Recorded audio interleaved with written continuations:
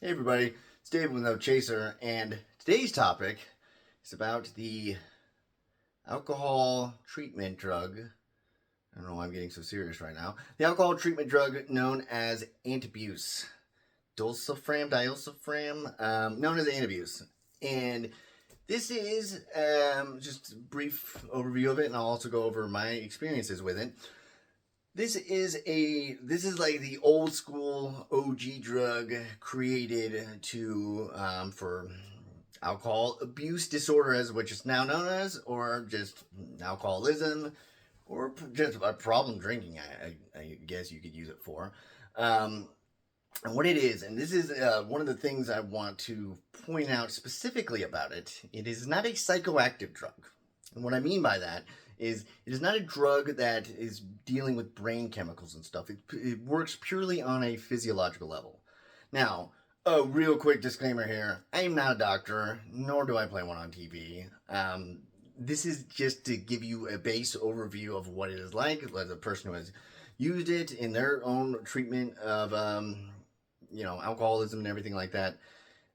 This is not, don't take this as any sort of medical advice. If you're just sort of like wondering, hey, what's this whole sweet drug about? Or, you're just typing into Google, wondering what, my drink is getting pretty bad. What are my options here medicinally? Now, this is one that it was one of the, like I said, the OG originally created ones, but it's not one that is more commonly prescribed nowadays. And what it does is, like I said, it's not psychoactive. It works on just a biological level. Where this is one, this is basically the pill that is like, it will be stinky if you drink it because it makes you incredibly sick. It does this weird, I'm not going to get into like the super chemical part of it. It blocks something where normally alcohol isn't blocked, and so it like what it will do is it's just these effects. And this is the interesting thing about it, is that the effects are usually the same, but they vary with people. Like some people, it is incredibly violent. Like it usually you break out in hives, in a rash, and some people can like swell up, like almost anaphylactic shock. Start vomiting. It's basically almost kind of like you're going through the alcohol withdrawals, or it's like a different sickness on its own. Some people get this like moderately, some people get it severely, and it also depends on like if you've been taking it for a while. And methadone, sorry, I just did a video about that. Antabuse, it has a longer half-life than some of the other drugs that they prescribe. But again, it's not like usually prescribed anymore, because a lot of things is that when it was originally created, it was thought that people would they would still drink on it, because like, well, I'm taking this thing, but I'm an alcoholic, so I still want to drink.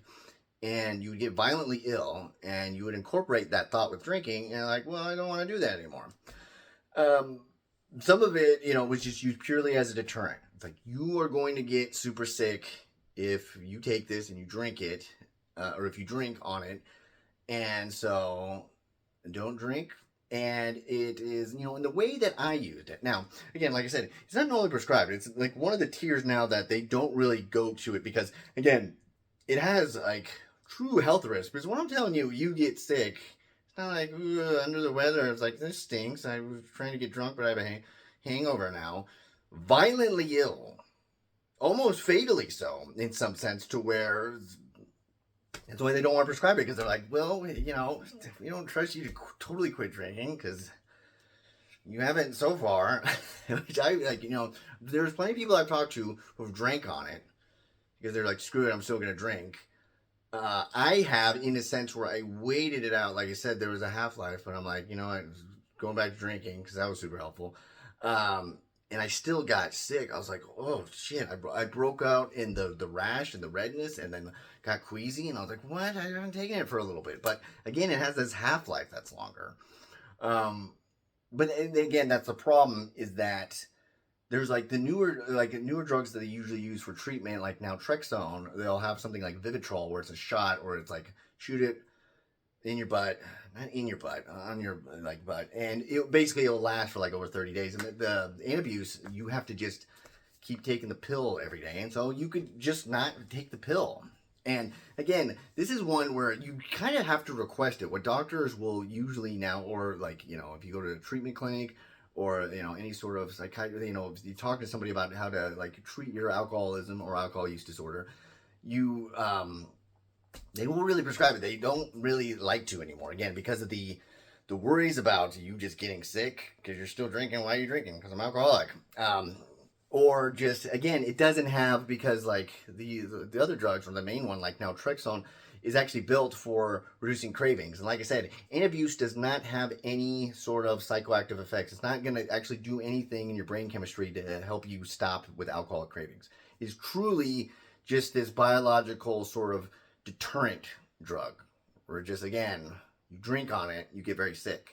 Now, some people, I mean, you can go on the internet and everybody has a different case. Some people would say, I drank on it, it kind of sucked, but I got over it and I still could continue drinking. And that's the problem, is that a lot of people will read this one thing, like, here, a random person said this on the internet, I put all my faith in them, and they will drink and they will get severely, they have to go to the emergency room. I've known that to like people that has happened to.